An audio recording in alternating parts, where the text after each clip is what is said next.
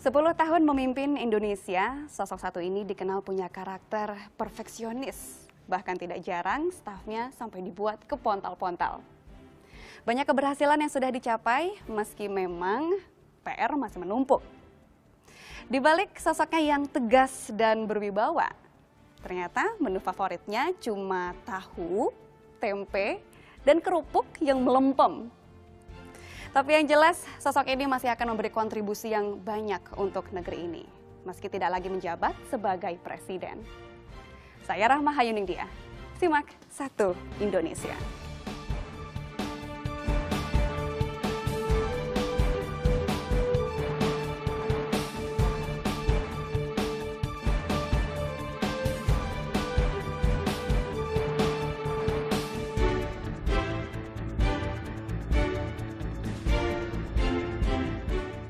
Sudah hadir bersama kami Presiden Republik Indonesia, Bapak Susilo Bambang Yudhoyono. Bapak, apa kabar Pak? Alhamdulillah baik. Alhamdulillah baik ya Pak ya. Ini sekarang kan kita sedang ada di Istana Negara Pak. 10 tahun Bapak tinggal di tempat ini. Ya. Nah sebentar lagi 20 Oktober tepatnya nanti akan ada serah terima dengan Bapak Jokowi. Kira-kira Pak, 10 tahun di sini pasti ada dong Pak yang akan nanti dirindukan begitu. Kira-kira apa Pak yang akan membuat Bapak paling rindu dengan suasana istana? Apakah masakannya mungkin? Pasti ya, 10 tahun saya dan Ibu Ani tinggal di tempat ini, ya banyak kenangan manis, kenangan indah, tata letak dari istana ini, Istana Merdeka, Istana Negara, taman di tengahnya. Kami sering berolahraga pagi, sore jalan bersama-sama, bekerja lantas ya bersama-sama dengan staf, dengan Pas Pampres. Tentu itu sesuatu yang tidak mudah dilupakan, sehingga hampir pasti ketika saya meninggalkan istana ini untuk awalnya tentu berat ya, karena begitu menyatu kehidupan saya beserta Ibu Ani dengan istana ini. Justru yang sifatnya sangat sehari-hari ya Pak ya. Iya. Betul. Tapi apakah sudah ada persiapan untuk pindahan gitu Pak? Sudah rampung? Sudah sampai mana? Sudah. Ibu Ani itu bahkan sejak 3 bulan yang lalu sudah kukut-kukut, Sudah mulai sudah packing ya Pak ya? packing, beres di sana, beres di sini. Saya juga di tengah-tengah kepadatan tugas yang ternyata tidak berhenti, bahkan makin mendekati akhir masa bakti, tambah sibuk. Saya juga begitu membereskan buku-buku, sehingga ketika Pak Jokowi nanti datang, insya Allah semuanya sudah dalam keadaan rapi dan siap untuk menyambut presiden baru.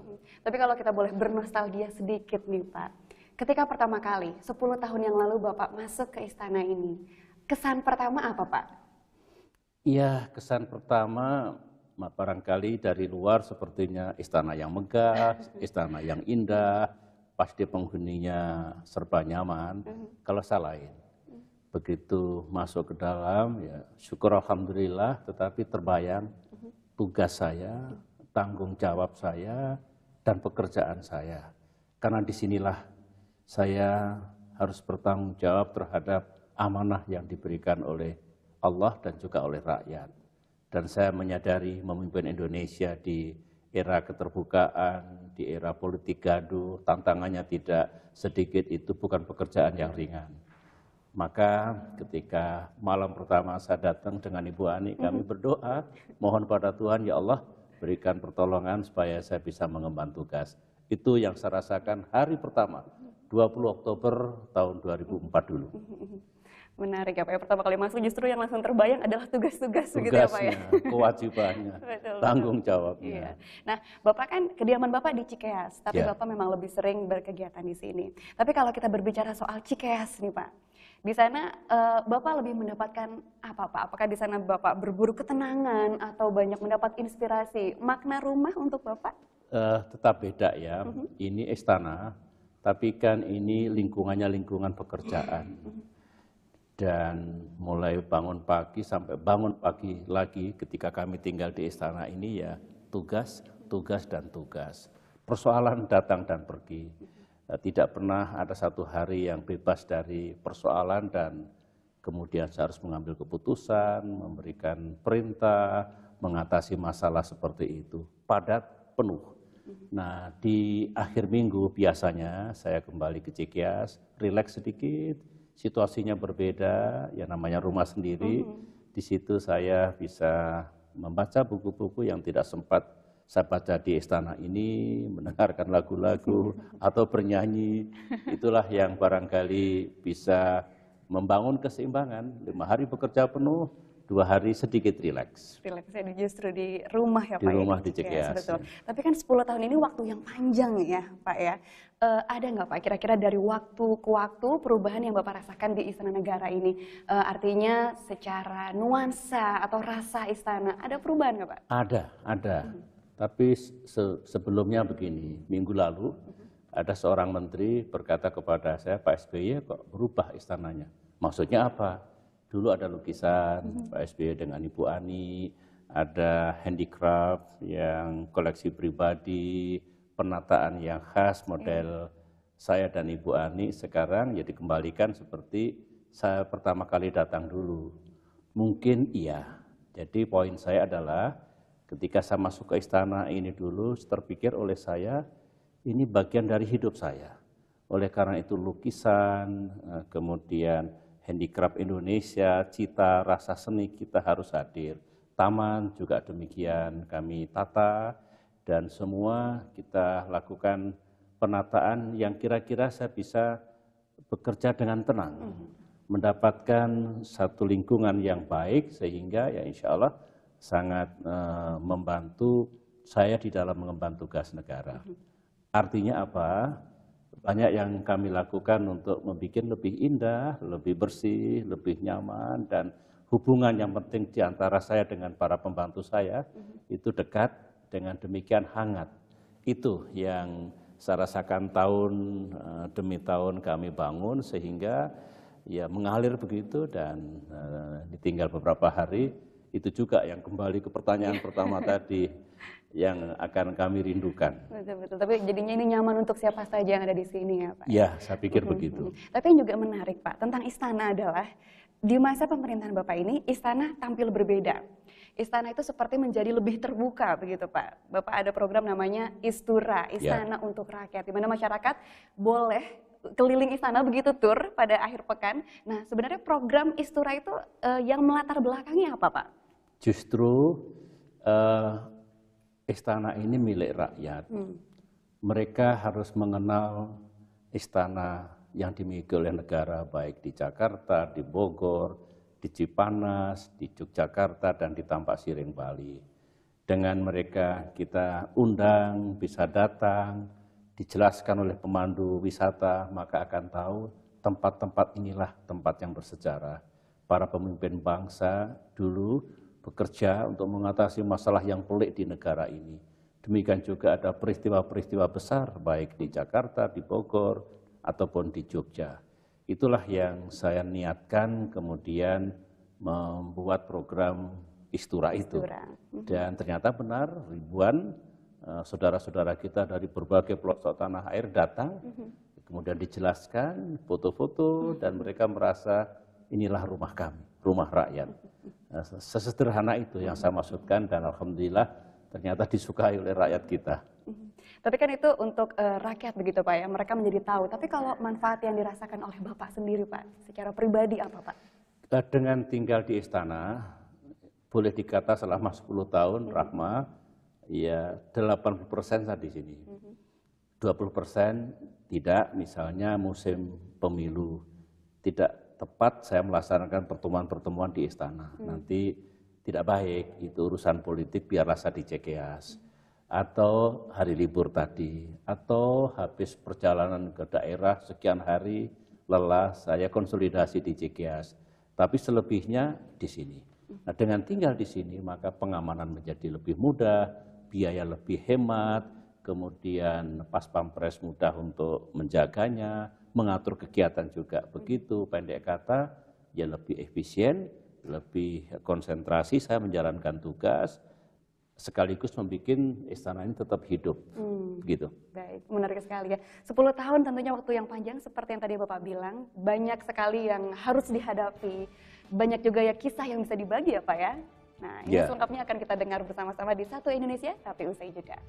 tapi kadang-kadang memang suka kepontal-pontal, saya punya staff, saya punya pembantu-pembantu, saya rem sedikit, oke, oke.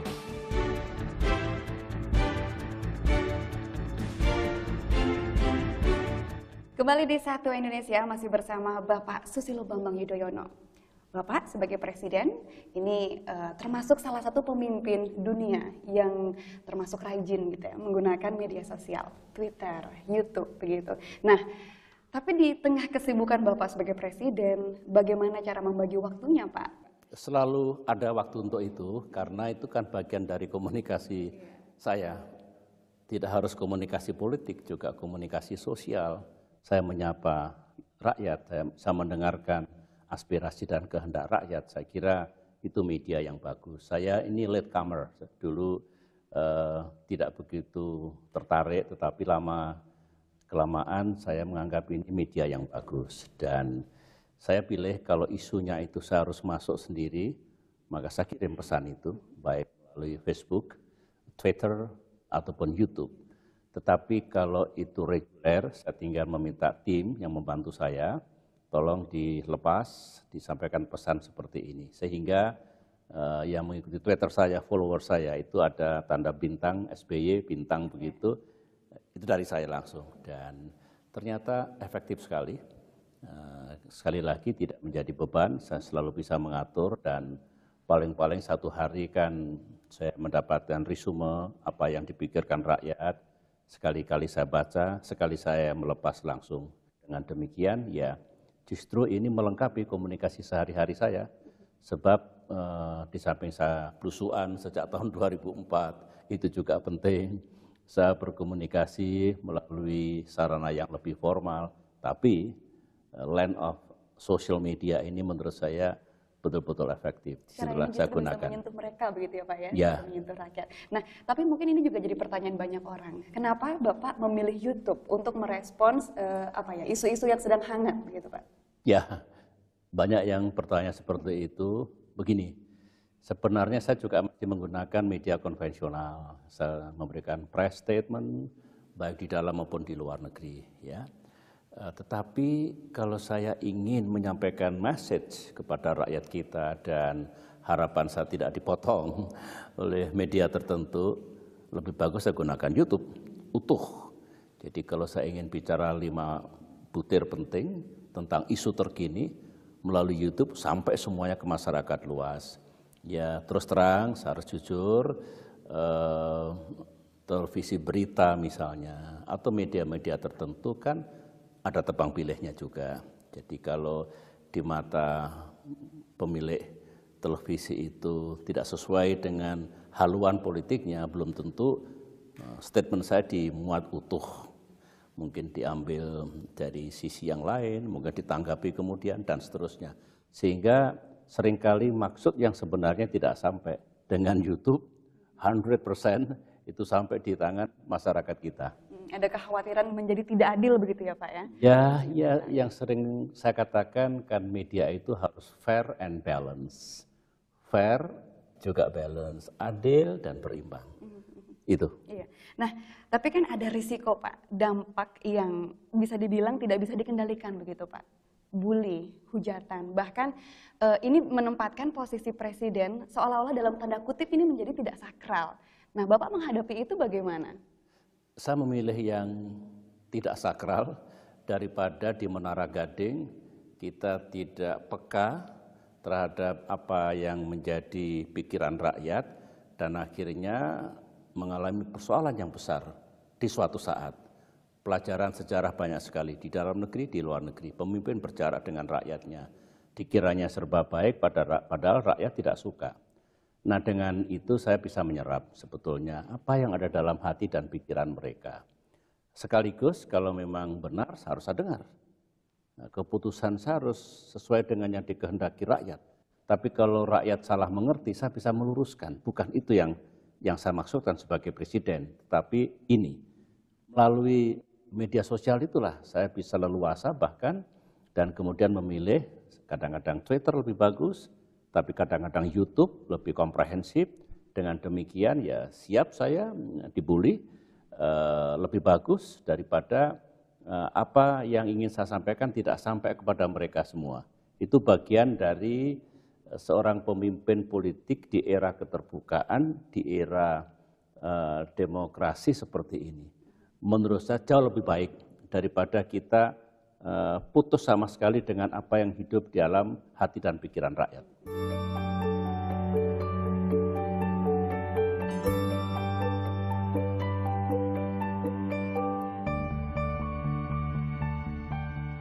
Beliau adalah orang yang perfeksionis, mungkin semua orang udah tahu.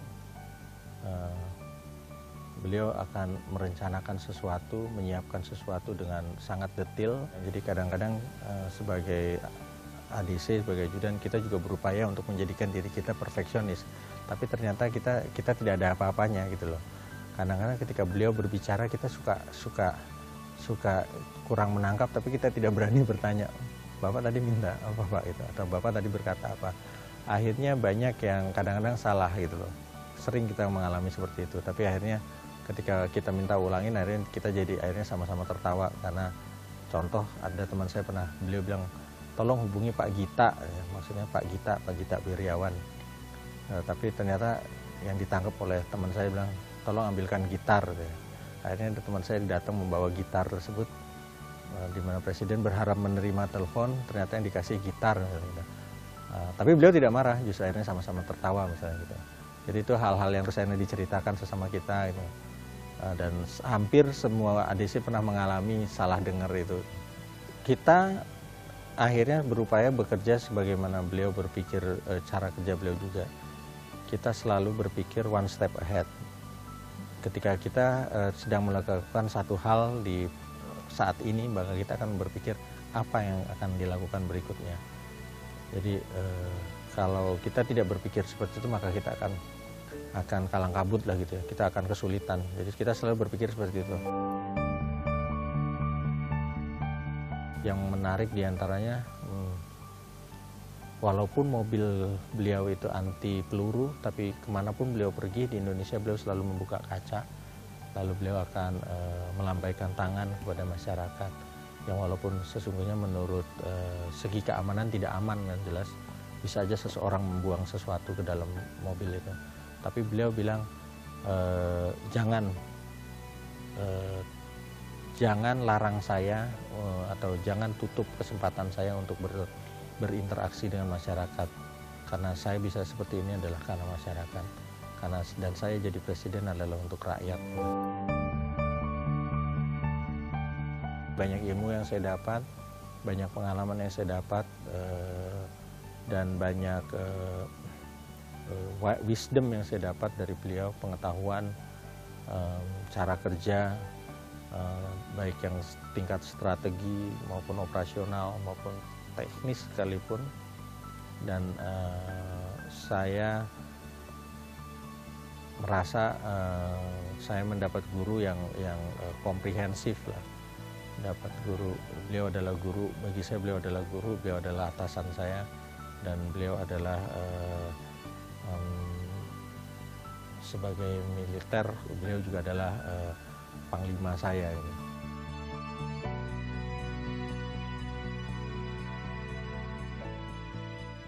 Untuk karakter Bapak sendiri ini, orang-orang terdekat Bapak selalu bilang kalau Bapak adalah sosok yang perfeksionis. Dalam artian positif ini tentunya bagus untuk menginginkan sesuatu yang sempurna begitu kan artinya ya Pak ya. Kira-kira apa yang membuat Bapak karakter itu terbangun dalam diri Bapak menjadi seorang perfeksionis? Ya sejak kecil saya tuh ingin, ya mungkin sudah bawaan ya, why not the best? Ibaratnya kita mengerjakan sesuatu, capek, mengeluarkan energi, kadang-kadang juga ada biayanya, waktu. Nah ketika hasilnya tidak bagus kan menyesal. Sudah capek, hasilnya jelek lagi. Tapi kalau kita do the best, berbuat yang terbaik, memang capek, kurang tidur. Tapi hasilnya bagus, hilang rasa lelahnya itu. Ya saya menerima kritik itu, perfeksionis itu di satu sisi memang menjadi karakter saya, gaya kepemimpinan saya, tapi kadang-kadang memang suka kepontal-pontal, saya punya staf, saya punya pembantu-pembantu, saya rem sedikit, oke. Saya mungkin terlalu cepat, terlalu tinggi call saya sehingga mereka terengah-engah. Ada kak kompromi-kompromi, tetapi yang ingin saya sampaikan adalah mari kita berbuat yang terbaik. Kalau hasilnya baik, ya senang kita. Ya terbukti dari segala sesuatu yang Bapak kerjakan selalu well planned begitu ya Pak ya, persiapannya selalu sempurna. Nah kalau pengalaman menarik soal itu Pak, mungkin seperti Bapak bilang tadi kepontal-pontal, staf Bapak ada yang sampai kerepotan begitu Pak, Bapak pernah tahu? Iya, saya dirasani tahu juga, ini capek ini kita ini kok SBY kok nggak ada capeknya ini. Mereka sudah ganti-ganti kalau kunjungan ke daerah, kunjungan ke luar negeri, malam saya tidak tidur, memeriksa karena tidak boleh kata yang diucapkan seorang presiden itu salah. Itu bisa jadi skandal diplomasi, skandal politik. Saya harus periksa satu demi satu. Saya memberikan guidance di subuh, di waktu subuh, di malam hari. Dan itu memang menyita waktu, menyita pikiran dan tenaga. Nah dalam keadaan seperti itulah barangkali mereka merasa terengah-engah, tidak selalu bisa mengikuti gaya dan intensitas kerja saya, tapi mereka orang-orang baik semua, pembantu saya, mereka juga dengan sabar, terus bersama-sama saya dalam berbagai keadaan. Mereka juga terbawa untuk all out begitu ya Pak ya? Barangkali, karena akhirnya mereka juga ingin berbuat yang terbaik, nah, saya senang. Iya. Nah kemudian ini Pak, berlatar belakang militer. Nah selama memimpin negeri ini, adakah keuntungan atau modal dari latar belakang militer itu yang memudahkan Bapak selama memerintah? Banyak sekali. Karena militer itu dikenalkan sistem kepemimpinan, manajemen, perencanaan yang baik, pengambilan keputusan, mengambil risiko, kemudian memberikan instruksi, melakukan pengawasan sambil ikut dalam proses itu, bukan berjarak di belakang meja, kemudian yang lain mengemban tugas. Itulah nilai, values, itulah budaya, itulah pekerjaan dalam dunia kemiliteran. Ternyata sangat bisa saya aplikasikan di dalam menjalankan pemerintahan ini. Karena kan tidak ada rencananya, ada kebijakannya, ada strateginya, apa yang harus kita capai. Tidak asal-asalan. Kita belusukan tentu harus punya tujuan. Tujuannya menyerap aspirasi rakyat. Kemudian keluarnya nanti kebijakan, program anggaran harus begitu. Jadi pendek kata, benar dan itu besar manfaat yang saya dapatkan dengan memetik dasar-dasar manajemen, kepemimpinan, dan bagaimana sebuah tugas dilaksanakan. Nyata sekali. Nah berbicara soal militer ini Pak, yang terakhir paling nampak di masyarakat adalah terakhir waktu ulang tahun TNI ke-69 itu Pak. Itu acara begitu meriah, begitu mengagumkan, dan Bapak juga sempat menyatakan kebanggaan terhadap pencapaian TNI sampai sekarang. Nah, tapi ada tidak Pak yang kayaknya masih kurang nih? Ini masih menjadi PR untuk pemerintahan selanjutnya. Apa Pak? Ya, yang pertama saya tuh mendengarkan komentar rakyat, mereka bangga. Saya bersyukur rakyat bangga kepada tentaranya. Tentaranya kuat, negaranya kuat. Itu betul. Dan ada komentar seorang gubernur, Pak SBY, ini kapan tentara kita membangun ini? Diam-diam, nggak banyak bicara, tiba-tiba begitu keluar memiliki kekuatan yang tangguh, senjata yang modern. Itu tetangga-tetangga kita barangkali banyak terkejut itu. Nah, itulah kami bekerja, punya rencana strategis, punya kebijakan, dijalankan tanpa harus terlalu banyak bicara dan akhirnya hasilnya nyata. Dan kemarin itu memang Rahma, saya minta itu laporan kepada rakyat, bukan kepada saya. TNI melaporkan kepada rakyat Indonesia 10 tahun menuntaskan reformasi, 10 tahun membangun kekuatan, 10 tahun memodernisasi sistem senjata, dan 10 tahun mengemban tugas-tugas untuk negara. Dilaporkanlah kemarin itu. Nah kalau ditanya apa masih ada yang perlu dilakukan, masih. Yang namanya membangun bangsa itu ya never ending goal. Kita mencapai banyak hal, harus kita tingkatkan lagi. Dan dalam pidato saya kan ini berlanjut sampai tahun 2018. Sehingga Pak Jokowi insya Allah akan melanjutkan dan bahkan meningkatkannya lagi. Artinya yang belum datang sistem persenjataan modern, masih akan datang di tahun-tahun berikutnya. Dan disitulah nanti pemimpin baru pastilah memikirkan bagaimana meningkatkannya lagi. Iya, konsolidasi demokrasi ini terbangun di masa Bapak. 2 kali pemilihan presiden digelar secara langsung, pemilu kada juga dilakukan dengan langsung, begitu, dipilih oleh rakyat. Nah, menurut Bapak apa tantangan terbesar soal demokratisasi ke depan di Indonesia? Demokrasi itu dalam bahasa asingnya work in progress. Kita masih terus mengkonsolidasikan demokrasi kita, mematangkan demokrasi kita, membuat demokrasi kita makin berkualitas. Ini masih panjang yang harus kita lewati, mungkin memerlukan waktu 10, 20, 30 tahun lagi. Nah, yang penting karena kita sudah membawa rakyat dalam proses demokrasi, jangan ada kemunduran, setback. Ya, contoh yang paling mutakhir, kalau rakyat selama ini 9 tahun ini memilih gubernur, bupati, dan wali kotanya secara langsung, jangan tiba-tiba diubah yang memilih DPRD saja. Itu kemunduran bagi saya. Artinya apa? Sambil mematangkan demokrasi kita, rakyat kita semua juga harus menyadari bahwa memilih pemimpin itu, entah bupati, wali kota, dan gubernur, ada persyaratan-persyaratannya. Apakah integritas, kapabilitas, dan aspek-aspek lain. Dengan demikian, di samping populer, diyakini mereka juga bisa memimpin. Itulah yang diharapkan demokrasi yang makin matang kalau dikaitkan dengan pemilihan umum secara langsung, pemilihan kepala daerah secara langsung. Dan institusi demokrasi juga harus makin mantap. Hubungan antara legislatif dengan eksekutif, ada checks and balances, tapi juga harus bersinergi untuk kepentingan rakyat. Demikian juga lembaga-lembaga negara yang lain. Itulah perjalanan panjang, dan sebagai young democracy menurut saya akan masih kita jalankan di dasawarsa mendatang. Tapi arahnya sudah benar, pemimpinnya akan datang, Pak Jokowi dan pengganti-pengganti Pak Jokowi kelak harus benar-benar makin mematangkan demokrasi kita. Menjadi presiden Indonesia di era yang berbeda dengan era-era dulu, siapapun presidennya akan menerima itu, kemarahan, ketidaksabaran, kritik, cacian, dan sebagainya.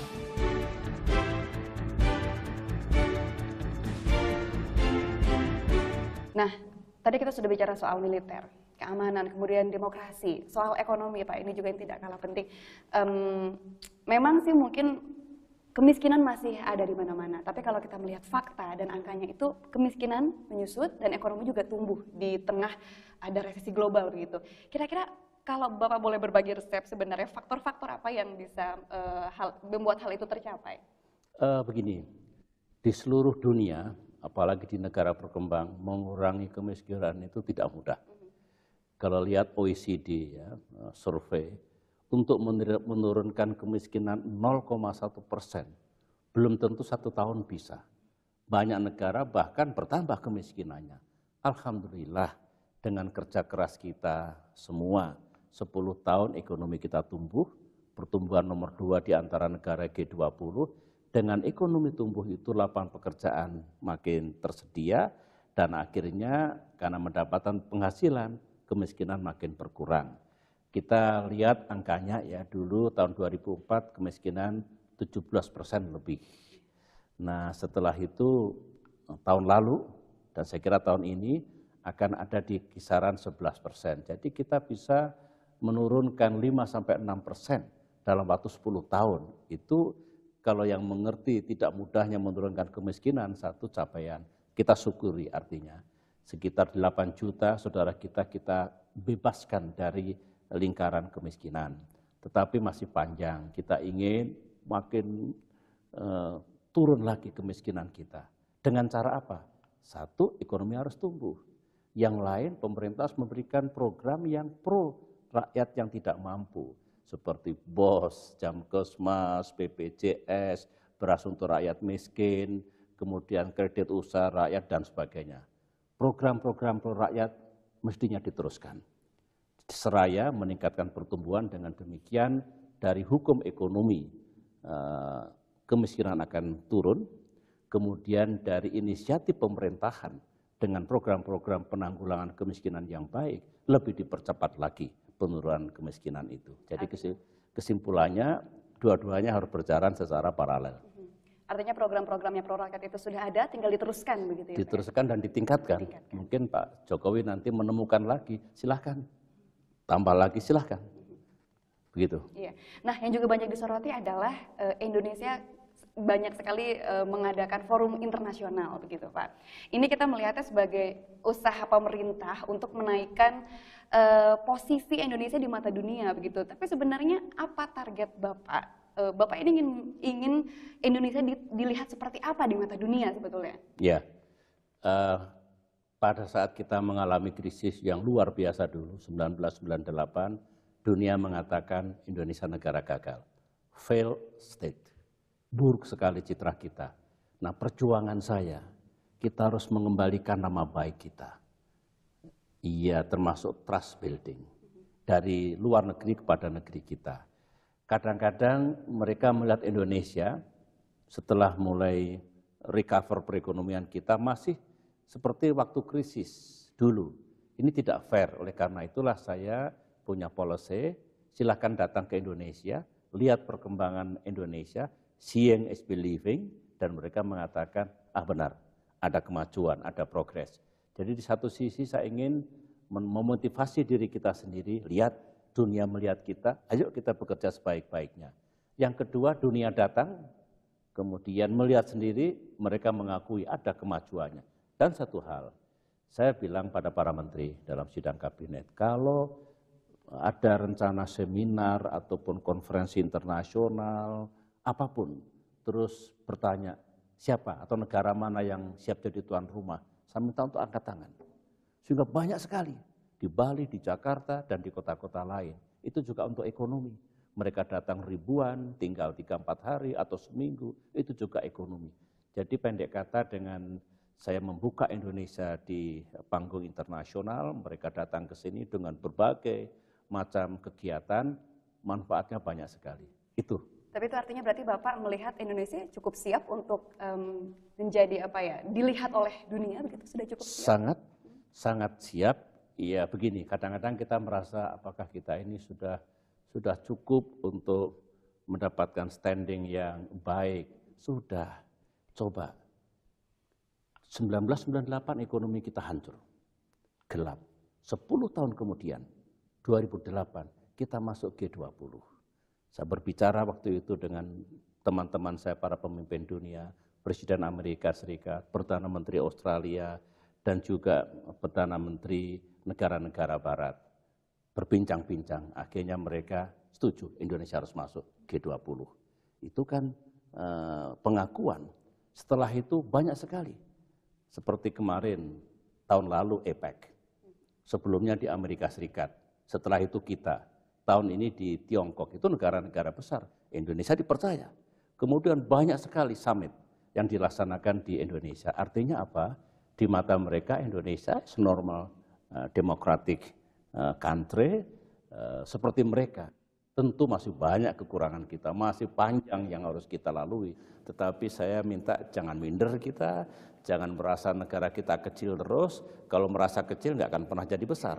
Tetapi juga harus introspeksi dan terus melakukan pembenahan dan perbaikan diri. Itu resep dan doktrin saya.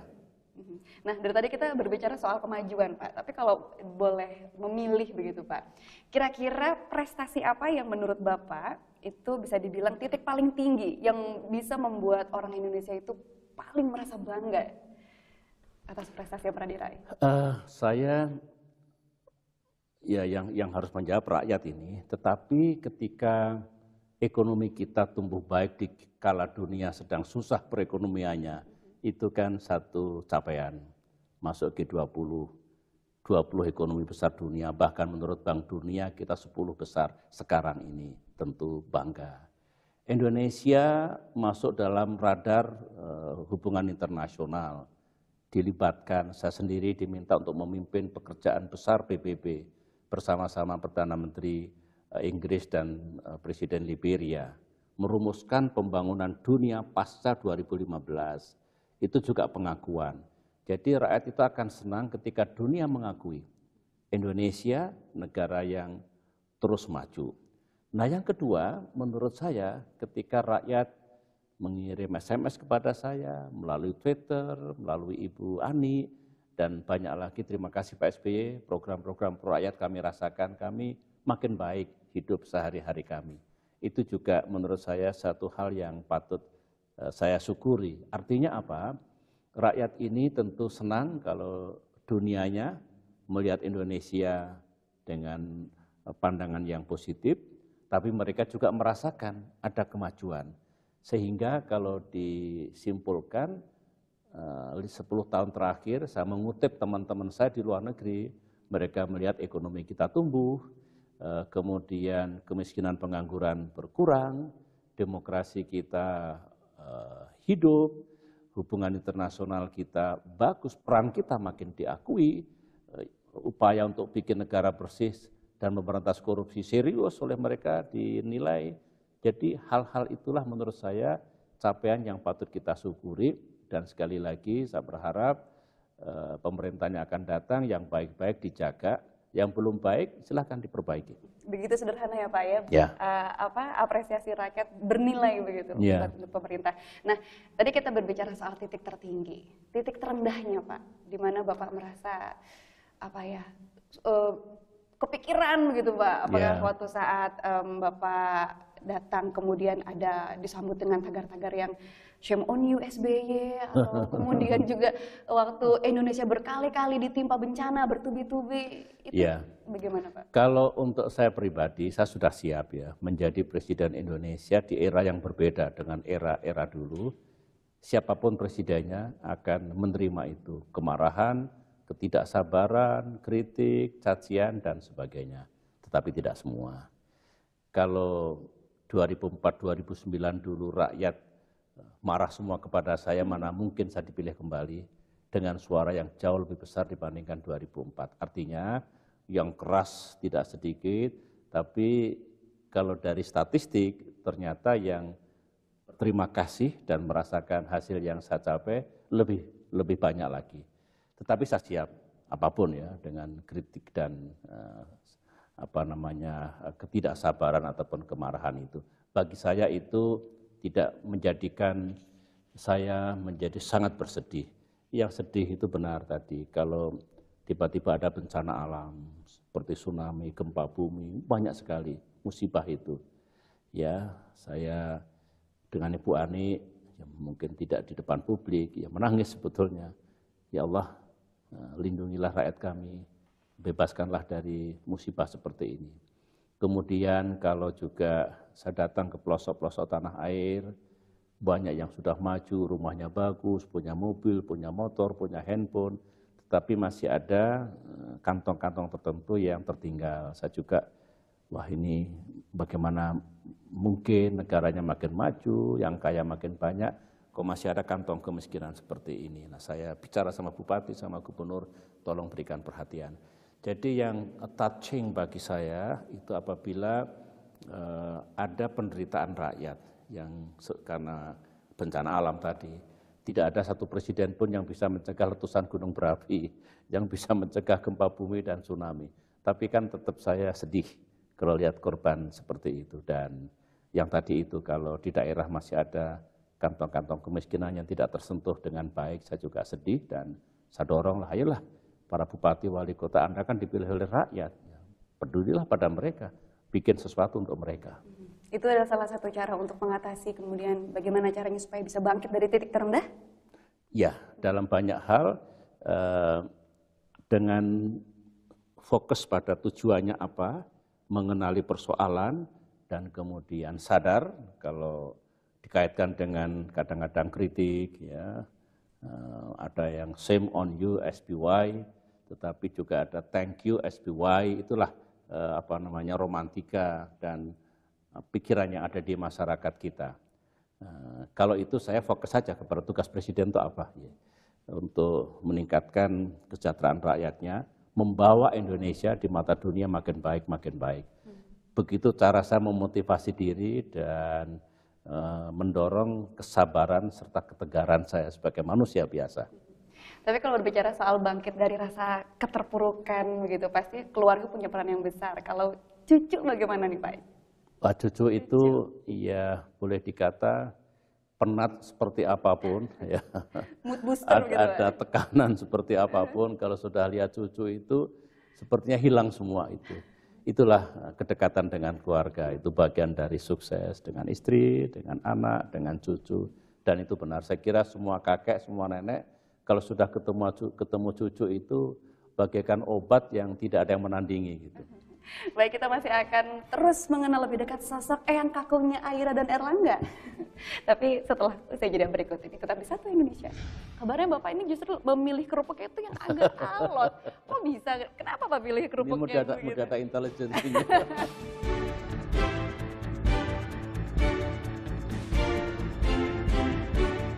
Di segmen kali ini kita akan mengenal lebih dekat sosok presiden kita, Bapak Susilo Bambang Yudhoyono. Nah, kayaknya banyak yang tahu Pak, kalau Bapak ini punya hobi segudang dan hobinya itu menarik semua. Bikin puisi, kemudian menulis lagu, kemudian juga bernyanyi salah satunya. Memasak, Bapak ternyata juga hobi memasak, betul Pak? Ya, ada resep ajaib. Resep ajaib itu karangan Bapak sendiri? Resep khusus gitulah. Oh gitu. Biasanya Bapak masak apa? Andalan satu nasi goreng. Nasi goreng. Ya, saya kira kalau nasi goreng saya siap berkompetisi dengan chef dari manapun di dunia ini. Jadi andalan saya nasi goreng, berkolaborasi dengan Ibu Ani, gitu ya. Saya yang masak bumbunya, Ibu Ani biasanya menambahkan telur dengan nasinya sehingga ya menurut saya jos lah. Jos. Pernah para duta besar kita undang di Cipanas, ada acara rileks itu. Saya suguhkan nasi goreng ala SBY, habis gelombang pertama, kita masak lagi sekian wajan, habis lagi sampai gelombang 3. Itu Bapak sendiri semua yang masak dengan Saya Ibu? yang menyus apa istilahnya? Bikin takaran resepnya gitu Iya, ya? saya yang menakar kombinasi antara bawang merah, bawang putih, cabai, kemudian garam. Sederhana sekali. Luar biasa. Tapi kalau sehari-hari Bapak masak biasanya untuk siapa sih Pak disajikan? Ya, sekali-sekali Ibu Ani masak nasi goreng untuk saya. Sekali-sekali saya masak nasi goreng untuk keluarga. Kadang-kadang para menteri sambil bekerja, lelah, saya masakkan nasi goreng, happy mereka dan kawan-kawan. Jangan dikira kawan-kawan juga datang pas hari libur, kita membahas masalah agak serius. Di akhir saya suguhin nasi goreng. Jadi juga bagian dari persaudaraan dan persahabatan. Menunya juga sangat tradisional ya Pak ya? Tradisional, Nasi tidak sulit, goreng. tetapi ada rahasianya. Kalau nggak pas komposisinya nggak enak. Nggak enak, tidak ala SBY lagi ya Pak ya? Tidak ala SBY. Nah, yang juga jadi menu wajib, ini juga tidak kalah tradisional dan sangat Indonesia, yaitu kerupuk. Bapak ini kayaknya kalau keluar kemana dinas itu nggak pernah ketinggalan bawa kerupuk ya Pak ya? Kenapa sih Pak? Ada apa Ini sih Pak? rahasia negara loh sebetulnya. Ada apa sih Pak Ya, dengan kerupuk saya Pak? sejak kecil barangkali ibu saya, orang tua saya selalu hidangannya kerupuk, tahu, dan tempe. Sampai sekarang. Jadi dimanapun, entah di dalam negeri, di luar negeri, selalu 3 itu yang ada. Mungkin dikiranya SBY itu masakannya serba yang wah, ada bestek, ada yang begitu-begitulah. Tidak. Ya tentu untuk menjaga kandungan protein, gizi, tentu ada persyaratan-persyaratan karena saya kerja juga siang dan malam. Tetapi yang namanya tempe, tahu, sama kerupuk itu tidak pernah lepas. Tetap itu. jadi top list ya Pak ya? Tetaplah itu. Nah, tapi kan kalau orang biasanya kalau makan kerupuk itu lebih cari yang garing, yang renyah gitu. Kabarnya Bapak ini justru memilih kerupuk itu yang agak alot. Kok bisa? Kenapa Pak pilih kerupuk Ini yang begitu? mendata intelijensinya. Ya itu lagi-lagi. Ibu Ani itu pernah ngonangi ya. Ibu saya berkunjung ke rumah, tiba-tiba toples kerupuk itu dibuka, terbuka lah gitu. Akhirnya siapa nih? Tutup lagi sama Ibu Ani, karena kan bisa melempem itu. Kemudian selang berapa lama kok terbuka kembali. Akhirnya Bu Ani, siapa yang buka ini? Teribu saya. Kata Bu Ani, oh pantesan Pak SBY juga senangannya yang melempem, karena dari ibundanya memang sejak kecil memperkenalkan ya kerupuk yang tidak terlalu keras. Barangkali itu juga kebawa sampai sekarang. Ada sensasi rasanya apa gitu Pak? Beda? Ya tidak luar biasa, tetapi ya mungkin lebih pas bagi saya yang tidak terlalu keras. Nah ini yang menarik juga adalah Bapak senang menciptakan lagu. ciptakan masakan sukses, lagu juga begitu. Inspirasinya datang dari mana, Pak? Inspirasi itu datangnya tidak terduga-duga. Jadi kalau saya diminta Pak SBY coba ciptakan lagu, diminta begitu, belum tentu 6 bulan bisa. Karena ketika tidak ada inspirasi, tidak ada mood, itu tidak datang lagu itu.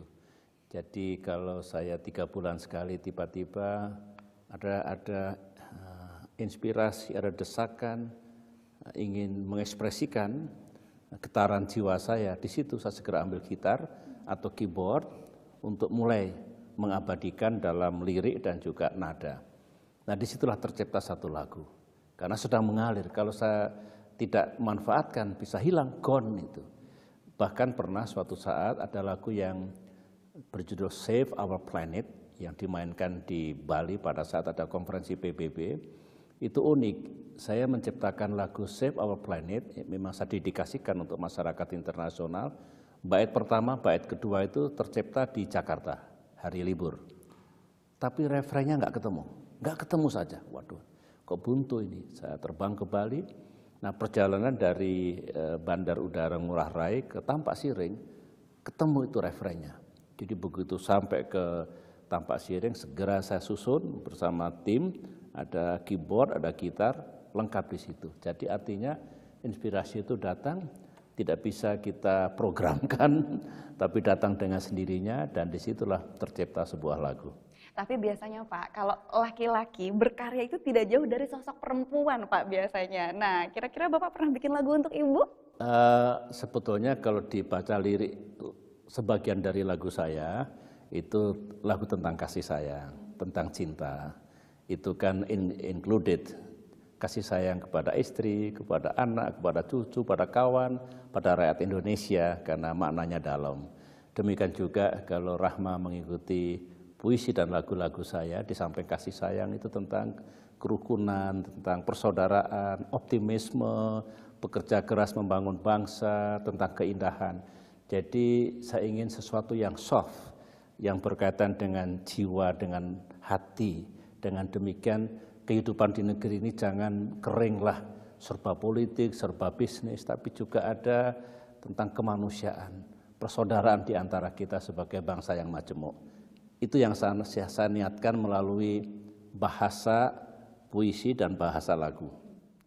Tapi kalau khusus untuk ibu ada nggak nih Pak? Mungkin rahasia juga nih, jangan-jangan. Ada lagu yang saya ciptakan barangkali tahun lalu ya, yang berjudul Malam Sunyi di Cipaganti. Itu kenangan saya tinggal di Bandung. Saya dengan Ibu Ani itu di Bandung tinggal sekitar 15 tahun, tapi 3 kali penugasan ya. Jadi memori saya kebersamaan dengan Ibu Ani atau kota Bandung yang penuh dengan nostalgia, itu saya tuangkan dalam lagu Malam Sunyi di Cipaganti. Contohnya seperti itu. Atau lagu pertama Rinduku Padamu. Itu juga tentang kerinduan seseorang, bisa kepada istri, pada anak, tapi juga kepada saudara-saudara kita rakyat Indonesia. Juga kerinduan pada kedamaian. Kadang-kadang bangsa kita mudah marah, tidak sabar, berantem satu sama lain. Nah, saya rindu bangsa yang rukun, yang bersatu. Seperti itu. Dengan kesibukan yang begitu banyak, Pak, Bapak kan tetap harus dituntut tetap bugar begitu ya, Pak ya. Nah, dengan kesibukan yang sebanyak itu, yang banyak pernik-perniknya begitu Pak ya, Bapak masih sempat menulis lagu, sempat juga berromantis ria bersama Ibu. Ada kiat khusus untuk menjaga stamina mungkin? Iya, pertama saya ingin menyampaikan kesempatan yang bagus ini. Dulu ada kritik, ya SBY kok presiden kok bikin lagu, nanti kan ganggu tugasnya. Ya enggak lah.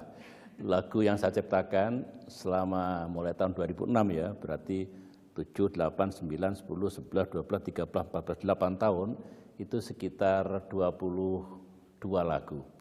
Berarti 1 tahun itu hanya 3 lagu. Berarti 3 atau 4 bulan sekali saya menulis lagu, kan nggak mungkin menyita waktu dan pekerjaan saya. Kemudian juga bikin puisi. Puisi itu juga mungkin 4 bulan sekali saya bikin puisi ketika inspirasi atau ilham itu datang. Jadi sama sekali tidak mengganggu. Nah kalau untuk keseimbangan ya memang jadi presiden itu Rahma, tidak disadari tekanannya besar sekali. Mungkin tidak saya rasakan karena saya, ya Allah, tolonglah saya memimpin bangsa ini, dan karena rakyat ingin negaranya makin bagus. Tetapi persoalan demi persoalan yang memerlukan keputusan saya, risiko yang saya ambil, arahan, sambil menerima kritik itu tidak mudah. Tidak saya rasakan, tapi barangkali makan hati. Oleh karena itu harus saya bebaskan dengan cara sekali-sekali menyanyi, sekali-sekali bertemu anak cucu, sekali-kali jalan keluar, ketemu rakyat, sekali-kali olahraga, jalan kaki, mutar-mutar istana, seminggu 3 kali. Itulah yang saya jaga, keseimbangan antara pikiran dan yang serba fisik, dan keseimbangan antara yang serba dinas dengan yang sedikit rileks. Dengan cara itu barangkali alhamdulillah 10 tahun saya bisa bertahan.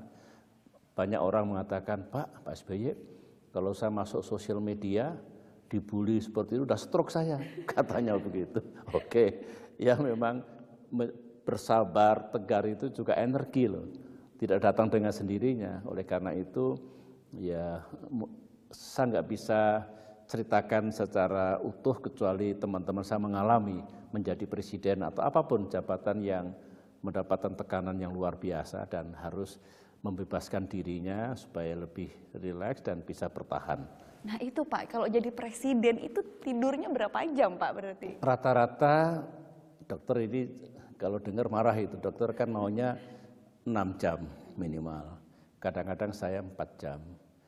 Pernah semalaman tidak tidur karena sampai jam 1, contohnya kemarin saya mengecek kesiapan Balai Kirti, museum kepresidenan yang pertama yang kami bangun, Hall of Fame untuk presiden-presiden Indonesia.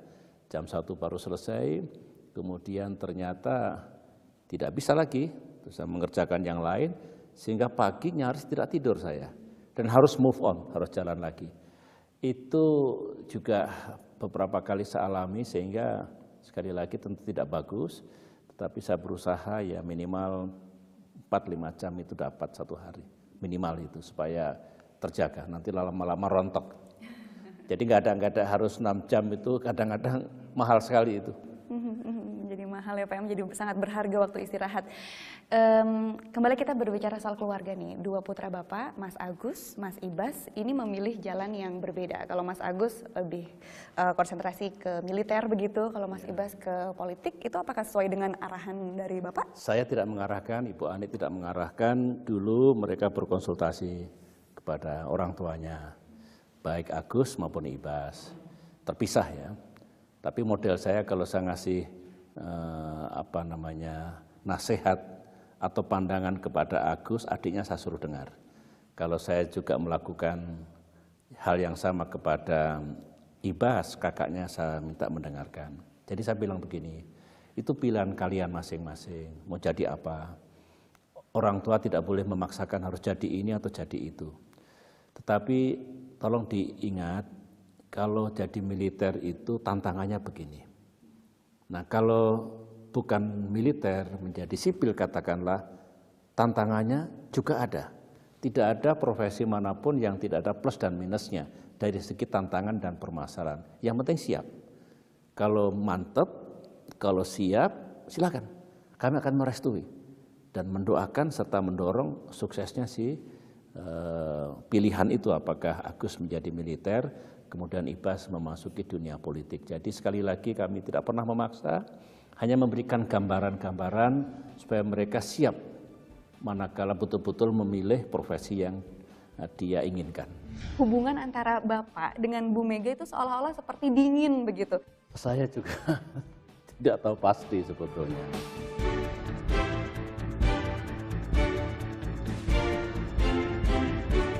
Kalau kita berbicara soal awal karir Bapak di bidang politik, pertama kali menjabat sebagai menteri di kabinet Gus Dur, dilanjutkan juga kemudian di kabinet Ibu Mega. Tapi kemudian di tengah jalan Bapak mengundurkan diri, dan semenjak itu banyak juga yang bertanya-tanya kenapa ya semenjak itu hubungan antara Bapak dengan Bu Mega itu seolah-olah seperti dingin begitu. Sebenarnya kedinginan ini mulanya itu dari mana Pak? Saya juga tidak tahu pasti sebetulnya. Tetapi yang jelas selama 10 tahun ini saya ingin betul menyapa beliau di banyak acara. Ketika beliau hadir saya juga datangi, sapa, perlakukan sebagai pendahulu saya begitu. Memang belum cair benar. Nah, sampai saya mendapatkan penjelasan ya mungkin karena kompetisi yang keras 2004, 2009 barangkali itu juga menjadi faktor. Ya, saya tidak boleh mencari-cari mengapanya, tetapi saya berharap ya, suatu saat hubungan di antara saya dengan Ibu Megawati, saya dengan siapapun sebetulnya, itu baik sehingga rakyat juga melihat politik bisa berbeda, tetapi silaturahim tidak putus. Itu yang menjadi harapan saya dan saya kira menjadi harapan rakyat Indonesia. Ya insya Allah akan datang harinya, di antara kami-kami yang berbeda tempat, mungkin secara politik juga diametral, tetapi there is a day, there is a room, ada hari dan ruang di mana bisa saling menyapa dan kemudian bersilaturahim dengan baik. Insya Allah akan datang harinya, tapi upaya untuk kemudian mencairkannya seperti apa Pak? Kalau saya sejak awal, Pak Taufik Kemas beberapa kali ketemu saya, Mbak Puan beberapa kali ketemu saya, teman-teman di PDI Perjuangan beberapa kali ketemu saya, ingin juga mencairkan dan kemudian membangun kembali komunikasi yang bagus. Saya hormati, saya senang, saya pun juga bersedia dan ikut seperti itu, tapi sekali lagi Tuhan belum menakdirkan hubungan kami kembali pulih dan normal. Ya, saya harus bersabar, sebagaimana juga harapan rakyat Indonesia bersabar dululah sampai suatu saat akan ada komunikasi yang baik, bukan hanya saya dengan Ibu Megawati ya, di antara kita-kita yang mungkin selama ini menjadi berjarak. Mulai 20 Oktober, Bapak Susilo Bambang Yudhoyono tidak lagi menjadi Presiden Republik Indonesia, tapi beliau punya segudang rencana. Salah satunya adalah SBY Center. Ini bilangnya SBY Center begitu Pak? Iya. Ini sebenarnya modalnya SBY Center. SBY Center. Ini sebenarnya apa Pak yang melatar belakangnya adanya SBY Center ini? Ya, saya itu ingin setelah tidak mengemban tugas sebagai presiden, ingin berbagi dengan saudara-saudara kami di Indonesia, bahkan ingin berbagi dengan masyarakat internasional. Apa saja yang saya lakukan selama 10 tahun, kebijakan, strategi, aksi apa saja untuk membangun Indonesia, untuk berkontribusi dalam percaturan global. Dengan demikian ya ada museum, ada library, ada institut, yang itu di samping bisa dikunjungi oleh saudara-saudara kami, juga saya niatkan untuk ikut mempersiapkan pemimpin-pemimpin masa depan, dan tentu akan baik bagi siapapun yang ingin belajar dan ingin mengembangkan diri.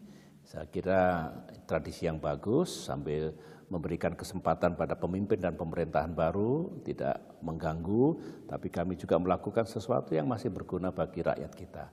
Di luar negeri, di Amerika Serikat ada misalkan Clinton Presidential Center, Bush Presidential Center, dan sebagainya. Insya Allah seperti itulah di satu kawasan saya bangun SBY Presidential Center yang kira-kira untuk rakyat kita dan bahkan untuk dunia, dengan fungsi edukasi, tapi juga sebagai wahana entertainment.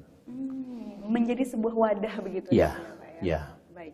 Nah, ini center juga beredar nih Pak, kabarnya kalau Bapak ditawari menjadi Sekjen PBB, benar begitu Pak? Sebetulnya itu harapan ya, harapan dari rakyat kita ini. Ibu Ani itu banyak sekali menerima SMS, saya pun juga begitu, bahkan ketemu teman-teman, Pak SBY, sambil menepuk bahu saya doakan menjadi Sekjen PBB. Bahkan teman-teman saya di luar negeri, Mr. President, you are young, you are healthy, bagus kalau nanti menjadi Sekjen PBB. Itu harapan, itu pemikiran teman-teman, tetapi begini Rahma, saya pikir pengabdian saya sudah cukup 10 tahun untuk negeri ini. Tidak harus kalau saya juga berkontribusi untuk kepentingan dunia, tidak harus menjadi sekjen PBB. Sekjen PBB itu sendiri sebetulnya karier bagi para diplomat, para menteri luar negeri yang sukses. Memang sebagian ada ex-perdana menteri yang menempati posisi di PBB. Tetapi biasanya begitu dan itu digilir. Sekarang saudara saya Ban Ki-moon dari Asia, 2 periode. Biasanya nanti periode berikutnya lagi dari Eropa Timur, dari Afrika, dari Amerika Latin dan sebagainya. Jadi begitu cara pemilihan sekjen PBB dan saya sendiri mengatakan cukup saya. Jadi tidak perlu harus menjadi sekjen, saya akan tetap berkontribusi karena teman-teman saya juga mengajak janganlah away dari kebersamaan di tingkat global. Minggu lalu Presiden Aquino ketemu di Bali juga dalam pidato resminya SBY nanti bukan lebih rileks, mungkin lebih sibuk karena akan banyak tugas-tugas internasional. Demikian juga Perdana Menteri Sanana. Jadi sejarahnya begitu, banyak harapan, tapi terima kasih dengan harapan dan dorongan itu. Tetapi saya pikir biarlah pengabdian saya akhiri 10 tahun ini dan saya masih bisa berkontribusi untuk dalam negeri dan di luar negeri, termasuk membangun SBY Center tadi. Tapi Bapak tidak ingin berkiprah di kancah internasional begitu? Tidak tergoda? Ada, untuk selama 2 tahun saya akan memimpin sebuah institusi internasional yang bernama Global Green Growth Institute, GGGI, yang bermarkaskan di Seoul, Korea Selatan. Saya menjadi presiden dan chairman selama 2 tahun. Itu bagus karena ingin menggerakkan perekonomian global tanpa merusak lingkungan. Jadi green growth, sustainable development, saya terima. Kemudian mungkin saya terima permintaan kepada saya untuk menjadi visiting professor di the University of Western Australia, sekaligus senior fellow untuk US Asia Center. Setahun sekali saya datang ke Australia, berbagi pengalaman, wawasan, dan bagaimana kerjasama global dilakukan.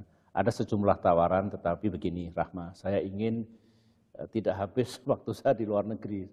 Justru saya ingin mencurahkan perhatian saya, kelanjutan pengabdian saya untuk rakyat, sambil sekali lagi mendorong pemerintahan dan pemimpin baru melaksanakan tugasnya dengan baik. Seperti itu. Termasuk dengan Partai Demokrat juga Pak, apakah Bapak sudah menyiapkan sejumlah Partai hal? Demokrat ini saya yang menggagas, saya yang mendirikan, saya yang mengajak untuk tampil menjadi partai yang profesional, partai modern dan partai yang baik. Ya sayang sekali dalam perjalanannya ada ujian-ujian sejarah, saya terima semuanya itu sebagai partai yang paling muda sebetulnya. Bahkan saya berterima kasih Tuhan mengingatkan, Partai Demokrat, kamu baru berdiri 3 tahun, kadermu menjadi presiden. Kemudian terpilih lagi, sehingga 10 tahun tidak sempat berbenah diri. Oleh karena itulah saatnya ketika hasil pemilu kemarin kami menurun dari perolehan 2009, saya mengatakan saatnya telah tiba, Demokrat berbenah diri, membangun diri, kemudian tampil menjadi partai insya Allah yang lebih dicintai rakyat dan memperjuangkan aspirasi rakyat. Itu tentu tugas saya bersama kader-kader Partai Demokrat, ya dengan semangat Demokrat baru dalam tanda kutip, insya Allah tahun-tahun mendatang kami akan melanjutkan pengabdian seraya berbenah diri. Di Demokrat ada Mas Ibas, Bapak punya harapan atau Bapak punya persiapan yang sudah disiapkan untuk Mas Ibas?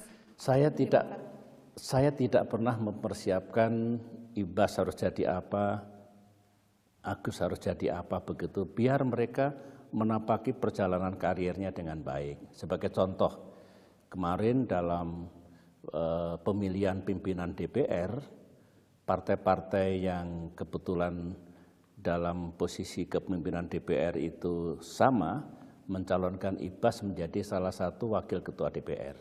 Ibas tidak bersedia. Karena terlalu muda, biarlah mematangkan diri, belajar, saya juga setuju, janganlah.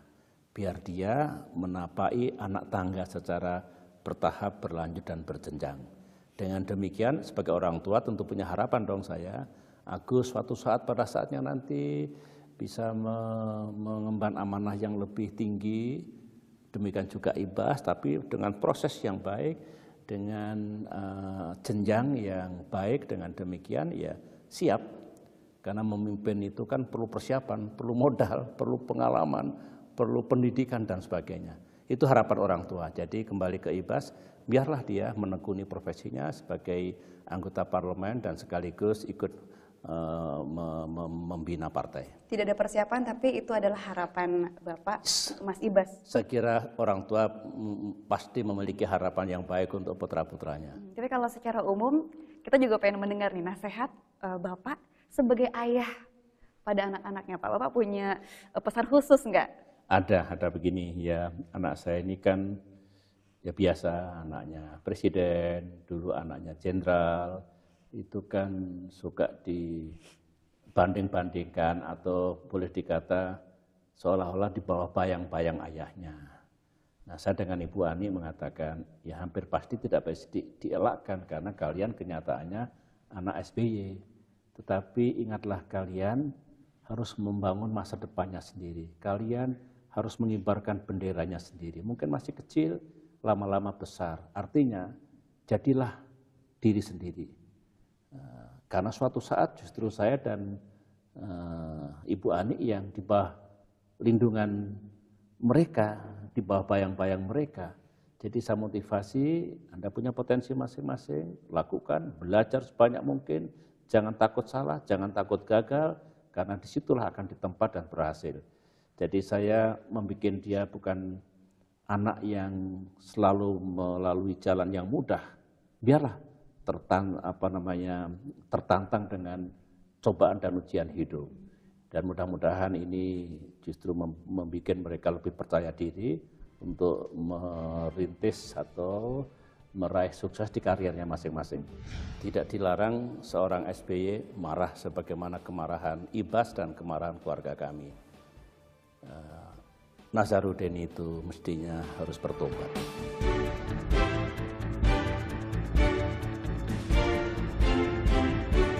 Nah, tapi kalau soal tuduhan ini, Pak, akhir-akhir ini kan juga kita sudah dengar di berita, Nazarudin berkicau tentang beberapa orang, salah satunya adalah Mas Ibas. Iya. Dituduh terlibat dalam berbagai kasus korupsi. Iya.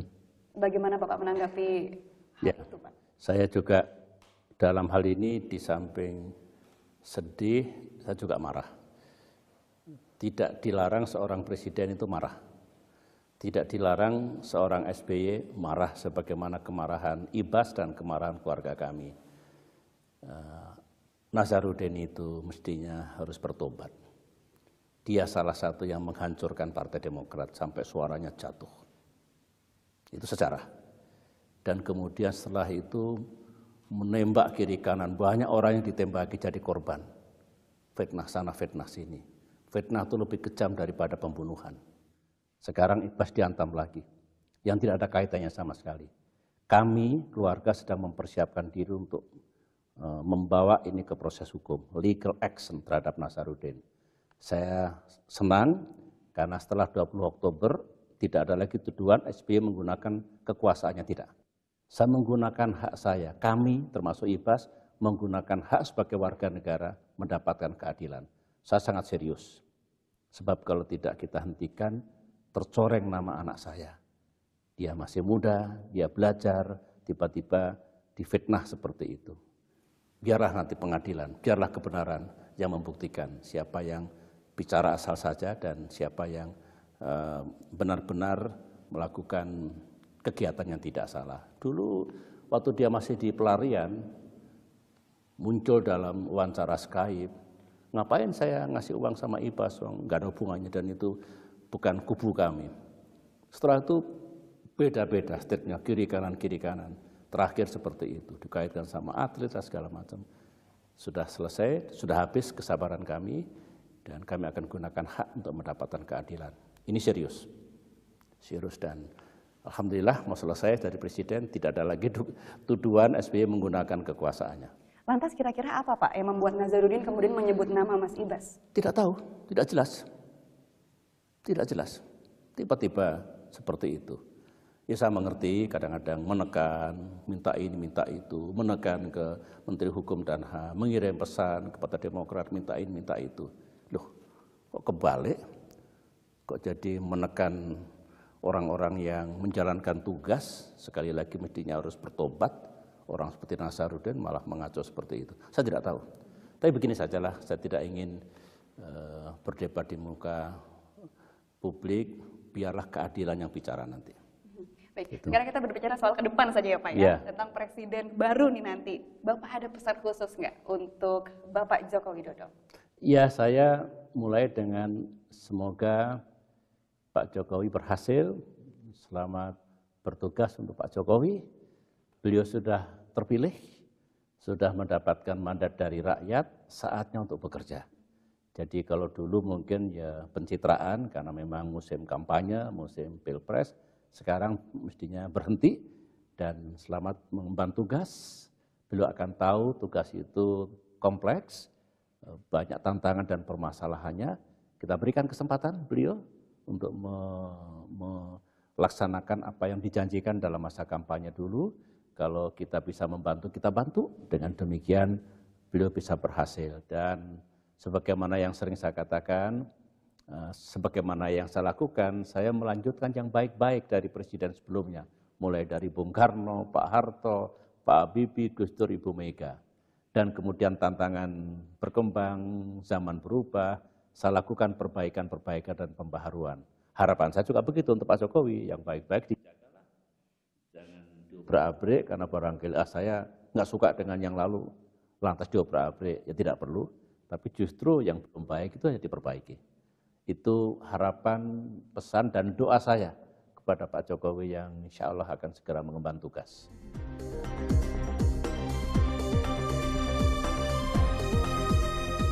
Yang paling gue inget tuh kasus Senturinya. Kenaikan BBM dan pemberantasan korupsi. Selalu ingat tentang KPK.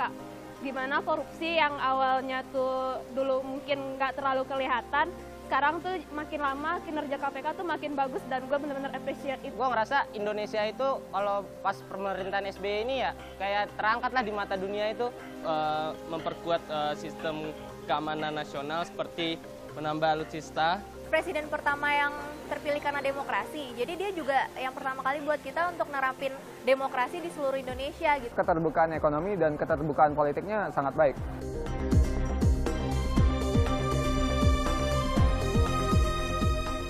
Banyak yang ragu-ragu, lamban, tapi dilakuin sih. Demokrasinya lebih kelihatan dibandingkan yang dulu-dulu. Banyak naik turunnya, tapi apapun itu gue menghargai kinerja kerasnya Pak SBY karena itu tidak mudah. Pemberantasan korupsi sudah mulai berjalan dan demokrasi sudah mulai menampakkan buktinya. Pemerintahannya itu udah baik, cuma mungkin memang agak kurang tegas. Demokrasinya tuh berjalan banget, jadi penyebaran informasi dan segalanya tuh nggak terlalu dihambat-hambatin kayak pas zaman Orde Baru gitu.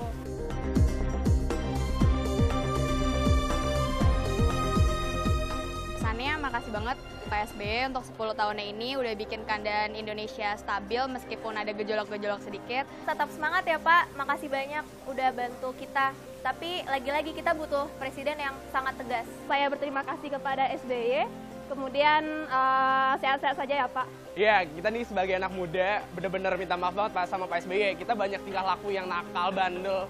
Terima kasih sudah merelakan 10 tahunnya untuk memerintah di Indonesia dan selamat menikmati hari tua bersama anak dan cucu. Tepat 20 Oktober, Bapak akan menyerah terimakan jabatan Presiden kepada Bapak Jokowi. Nah, hal pertama kali Pak yang akan Bapak lakukan setelah Bapak melepas jabatan, tidak lagi sebagai Presiden, apa Pak? Ya, saya sudah bersepakat dengan Ibu Ani dan anak-anak begitu meninggalkan istana, kembali ke rumah saya di Cikeas, ya tentu bersyukur pada Allah telah memberikan kesempatan sejarah kepada saya untuk mengemban tugas. Yang kedua, saya tuh ingin konsolidasi pikiran, waktu, dan juga fisik. Sebagaimana saya katakan tadi, 10 tahun itu tidak terasa, luar biasa tekanan, himpitan, dan ujian lah. Nah, saya ingin berkonsolidasi penuh, ya, kembali ke lingkungan masyarakat biasa, mempersiapkan mental saya, harus saya putus mata rantai keseharian, 10 tahun seperti sekarang ini, sekarang dalam kehidupan yang berbeda. Jadi transisinya adalah saya harus kembali pikiran saya, hati saya, keseharian saya sebagai warga negara biasa, dan dimulai dengan konsolidasi, rileks. Begitu, mudah-mudahan ini dikabulkan Allah, dan kemudian setelah itu baru move on untuk melanjutkan pengabdian untuk rakyat dan untuk dunia kita. Baik, terima kasih sudah mau berbagi banyak cerita dengan kami, Pak. Demikian Satu Indonesia kali ini, tentu saja kita akan kembali menghadirkan sederet tokoh yang menginspirasi minggu depan. Saya Rahma Hayuding Dia, sampai jumpa.